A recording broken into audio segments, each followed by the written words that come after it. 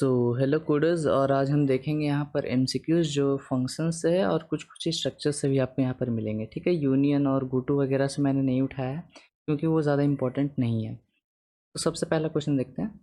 What are the at least requirement for the function declaration. मतलब आपको एक फंक्शन डिक्लेयर करते समय कम से कम किन चीज़ों की आवश्यकता आपको पड़ती है यहाँ पर। ठीक है, तो ध्यान से देखो, आपको एक अपना रिटर्न टाइप तो बनाना ही बनाना पड़ता है।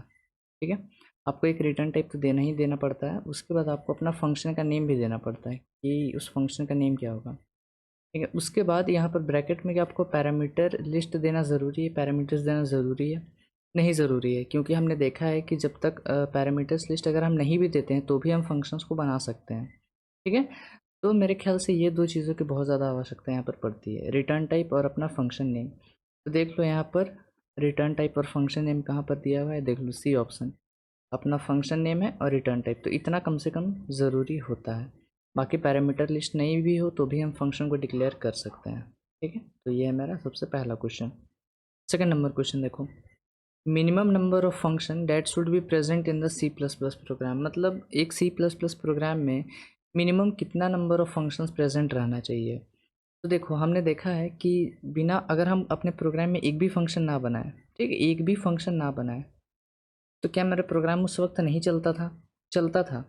तो मिनिमम नंबर ऑफ एक होता है, ज़ीरो नहीं होगा। क्योंकि देखो कि आप जो ये मेन फंक्शन जो है, हम अपना मेन फंक्शन कैसे बनाते हैं, हम या तो इंट मेन या वर्ड मेन लिखते हैं। ठीक है, और ये देते हैं और उसके बाद इसके अंदर हम यहाँ पर कुछ भी अपना काम लिख देते हैं। ठीक है, जो मेरे को यहाँ पर जो भी मेरा ये प्रोग्राम करेगा। देखो, ये एक फंक्शन नहीं है क्या, ये आपका एक रिटर्न टाइप है। ये आपका फंक्शन का नाम हो गया मेन, पैरामीटर लिस्ट है जिसके अंदर हमने कुछ भी नहीं दिया है, और ये मेरा कर्ली ब्रैकेट्स के अंदर हम क्या देते थे, फंक्शन जो भी मेरा काम करे। तो ये भी एक तरह का फंक्शन ही है। तो मेन फंक्शन मतलब एक एटलीस्ट एक फंक्शन होना ही होना चाहिए आपके प्रोग्राम में, ताकि आपका प्रोग्राम रन करे, और वो है मेन फंक्शन।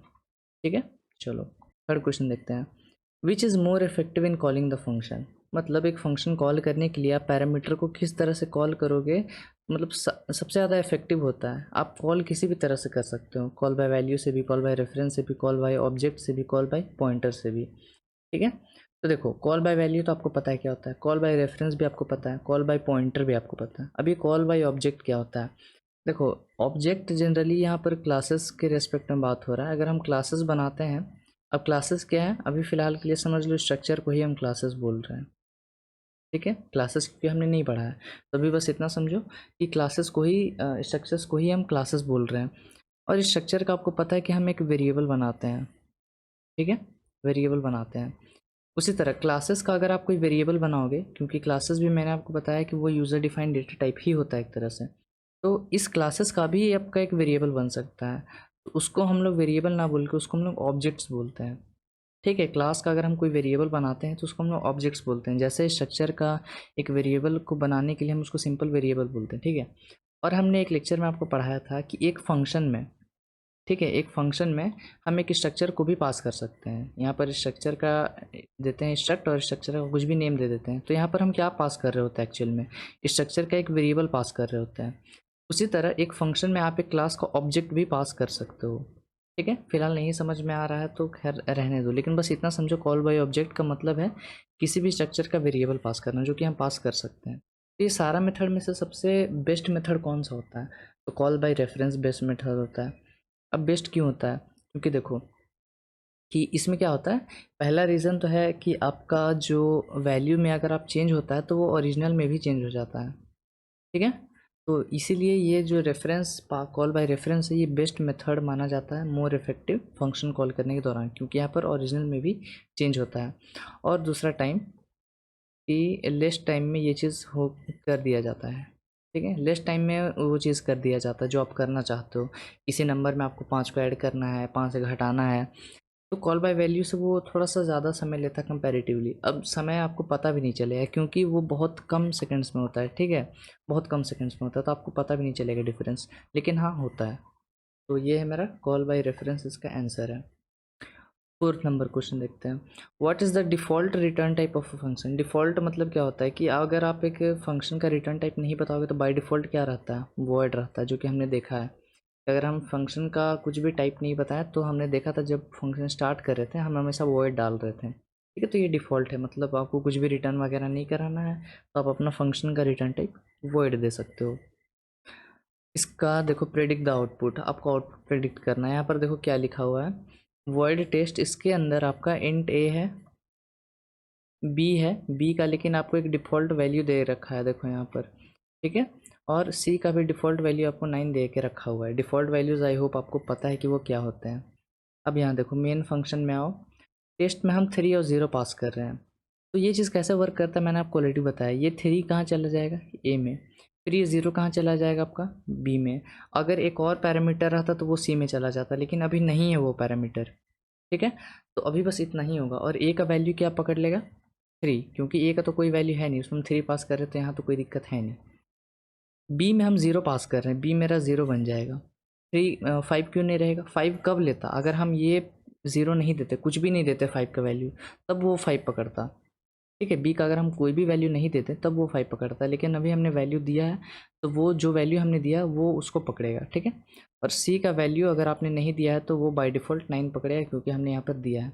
ये डाउट मत रखना है कि सी यहाँ है ही नहीं तो सी ऐड ही नहीं होगा, ऐसा नहीं होता है। आपने जितना वेरिएबल बनाया है फंक्शन का, मैंने आपको सबसे पहला ही रूल ये बताया था कि आपको जितना यहाँ पर आप पैरामीटर लिस्ट दोगे उतना आपको यहाँ से वैल्यू पास करना ही करना पड़ेगा। तो 2 तो पास हो रहे हैं, तीसरा में यहाँ पर डिफ़ॉल्ट वैल्यू खुद से ले रहा है, क्योंकि अगर मान लो यूज़र ने नहीं दिया तो खुद से एक वैल्यू मान के चलेगा, ठीक है। तो ए बी सी आपको वैल्यू मिला, इसको आपको ऐड करके प्रिंट कराना है, तो ऐड कर दो, आपको 12 मिलेगा। तो सी ऑप्शन आपका आंसर होता है। इसमें भी प्रेडिक्ट द आउटपुट करो। देखो एक्स का डिफ़ॉल्ट वैल्यू 0 ले रखा है, वाई का भी 0 ले रखा है और एक जेड है। हम टेस्ट 7, तो 7 कहाँ चला जाएगा, एक्स में, तो एक्स का वैल्यू क्या हो गया 7, वाई का वैल्यू अभी भी क्या है 0, और जेड का वैल्यू भी 0, ऐड कर लो 7। गलत, ऐसा नहीं होता, ये एरर बताएगा। एरर क्यों बताएगा, क्योंकि मैंने आपको बताया था कि जब भी आप एक डिफ़ॉल्ट पैरामीटर्स, जितना भी आपको डिफ़ॉल्ट पैरामीटर्स बनाना है बना सकते हो, बस शर्त ये है कि सारा डिफ़ॉल्ट पैरामीटर्स सबसे राइट मोस्ट साइड होना चाहिए। अगर ये एक डिफ़ॉल्ट पैरामीटर होता जेड, अगर जेड का भी एक कोई मतलब डिफ़ॉल्ट वैल्यू रहता तो कोई एरर नहीं होता, लेकिन डिफ़ॉल्ट वैल्यू जेड का नहीं दिया गया है। और आपको सारा का सारा अपना जो डिफ़ॉल्ट वेरिएबल्स रहता है सबको राइट मोस्ट साइड में रखना होता है। कोई भी एक ऐसा वेरिएबल है जो डिफ़ॉल्ट वेरिएबल नहीं है उसको आपको पहले देना होता है अपने डिफ़ॉल्ट वेरिएबल से, तो यहाँ पर एरर दिखाएगा, ठीक है। तो बी ऑप्शन आपका आंसर है। 7th नंबर क्वेश्चन देखते हैं। इसमें भी आपको आउटपुट प्रेडिक्ट करना है, क्या यहाँ पर एरर होगा, क्योंकि यहाँ पर वेरिएबल नेम देखो कुछ ना कुछ तो यहाँ पर देना चाहिए था, जैसे यहाँ पर एक्स और वाई है। क्या एरर दिखाएगा, नहीं एरर नहीं दिखाएगा। इससे कोई भी दिक्कत आपको नहीं होता है। आप यहाँ पे इंट इज इक्वल्स टू 0 कर सकते हो, इंट इज इक्वल्स टू 0। और ये आपका क्या है, ये वाला लाइन, ये आपका फंक्शन डिक्लेरेशन है, ठीक है। तो फंक्शन डिक्लेरेशन में देखो मैंने आपको एक चीज़ बताया था फंक्शन डिक्लेरेशन में, कि मान लो हम यहाँ पर एक फंक्शन बना रहे हैं टेस्ट नाम का, और इसके अंदर आपको मान लो एक इंट वैल्यू पास करना है और एक फ्लोट, तो आप ऐसे भी दे सकते थे, सीधा सीधा इंट लिख दो और फ्लोट लिख दो। ये मैंने आपको बताया था कि ये आप कर सकते हो, ठीक है। उसके बाद जब, और ये क्या है, ये आपका फंक्शन का डेफिनेशन है।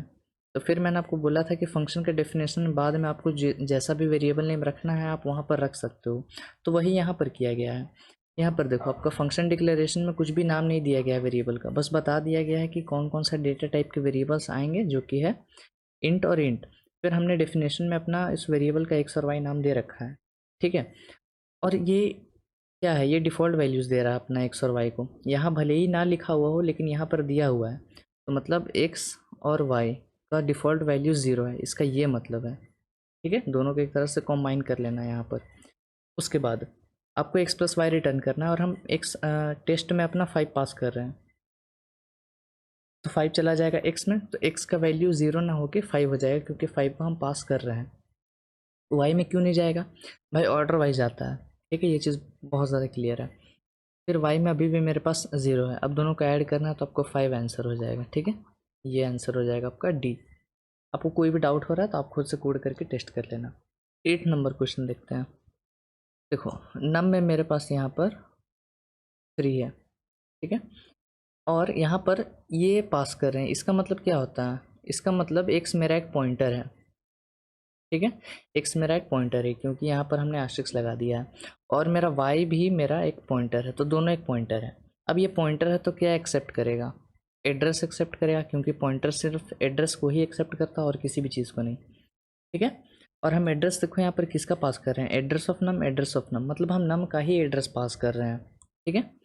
तो इसका मतलब आपका वैल्यू एट एक्स हो जाएगा 3 और वैल्यू एट वाई भी हो जाएगा 3, ये वैल्यू एट ऑपरेटर है, ठीक है। उसके बाद हम एक्स में क्या चेंजेस कर रहे हैं, value at X is equal to value of X यहाँ पर लिखा हुआ है, तो वैल्यू ऑफ एक्स क्या है 3, फिर बीच में माइनस है, फिर minus minus value of Y, Y क्या है वैल्यू यहाँ पर 3, तो उसको सॉल्व करो 3 माइनस, अब माइनस माइनस 3 है तो ये 2 बन जाएगा, 3 माइनस 2 करोगे तो 1 बन जाएगा, मतलब ओरिजिनल जो एक्स का वैल्यू है वो 1 बन जाएगा, ठीक है। मतलब नम में भी चेंज हो रहा है, क्यों, क्योंकि यहाँ पर हमने एड्रेस को ही पास किया था, और मैं ये कॉल बाय रेफरेंस, और कॉल बाय रेफरेंस में क्या होता है आपका ओरिजिनल पॉइंट पे भी वो चेंज हो जाता है, ठीक है। तो नम का वैल्यू आपका 1 बन जाएगा, तो 1 आपका आंसर है। आई होप ये आपको बहुत ज़्यादा क्लियर है, ठीक है, इसमें बहुत ज़्यादा कुछ भी डिफिकल्ट नहीं है यहाँ पर। 9th नंबर क्वेश्चन देखो, what will happen when you declare A structure, इसका मतलब जब आप एक स्ट्रक्चर को डिक्लेयर करते हो, ठीक है, तो क्या होता है, इट विल एलोकेट्स मेमोरी, क्या वो कुछ मेमोरी अपने स्पेस में एलोकेट कर लेगा अपने कंप्यूटर में, या B it will not allocate any memory space, वो कुछ भी मेमोरी क्रिएट नहीं करेगा, C it will be declared and initialise, तो डिक्लेयर तो हो ही रहा है लेकिन इनिशियलाइज नहीं हो पाएगा, या इट विल बी डिक्लेयर्ड, अब यहाँ पर देखो डिक्लेयर्ड मतलब वेरिएबल डिक्लेरेशन की बात हो रही है कि स्ट्रक्चर का कोई वेरिएबल क्या डिक्लेयर हो रहा है या नहीं हो रहा है, तो नहीं होता है, क्योंकि अभी बस हमने स्ट्रक्चर को डिक्लेयर किया है, उसका कोई भी वेरिएबल को नहीं बनाया है, तो इसका बी ऑप्शन सही हो जाएगा। It will not allocate any memory space, क्योंकि मैंने आपको बताया था मेमोरी स्पेस कोई भी डेटा टाइप का नहीं रहता है, उस डेटा टाइप का वेरिएबल का मेमोरी स्पेस होता है, यानी इंट का कोई अपना मेमोरी स्पेस नहीं है, इस एक्स का मेमोरी स्पेस है, और वो है 4 बाइट्स, क्यों, क्योंकि ये एक्स जो है वो अपना इंटीजर टाइप का डेटा को एक्सेप्ट कर रहा है। सेम चीज़ है यहाँ पर कि इंट मेरा स्ट्रक्चर की तरह एक्ट करता है जिसका खुद का कोई मेमोरी स्पेस नहीं होता है, इस स्ट्रक्चर का अगर आप कोई वेरिएबल बनाओगे तभी ये अपना मेमोरी खाएगा, ठीक है। तो ये चीज़ मैंने आपको ऑलरेडी से बता के रखा हुआ है। 10th नंबर क्वेश्चन देखते हैं, the structure declaration is also called, मतलब structure declaration is also called, अब ये मैंने आपको पढ़ाया नहीं है, ठीक है, तो बी ऑप्शन आपका सही होता है, स्ट्रक्चर स्पेसिफायर बोलते हैं हम उसको, वेरिएबल डिक्लेरेशन को हम लोग स्ट्रक्चर स्पेसिफायर भी बोलते हैं, तो ये चीज़ कहीं पे नोट कर लेना, ठीक है। तो फिलहाल यहाँ पर मैंने आपको 10 MCQs यहाँ पर बता दिए, किसी मेरे को कमेंट में बताना किसका सब सही हुआ, अगर ये किसी को नहीं पता होगा तो जाहिर सी बात है कि सबका सब सही नहीं हुआ होगा, लेकिन एटलीस्ट 9 आना चाहिए, ठीक है। तो फिलहाल इस वीडियो को रखते हैं यहीं पर, हम मिलेंगे आपसे नेक्स्ट वीडियो में, till then keep coding and bye bye.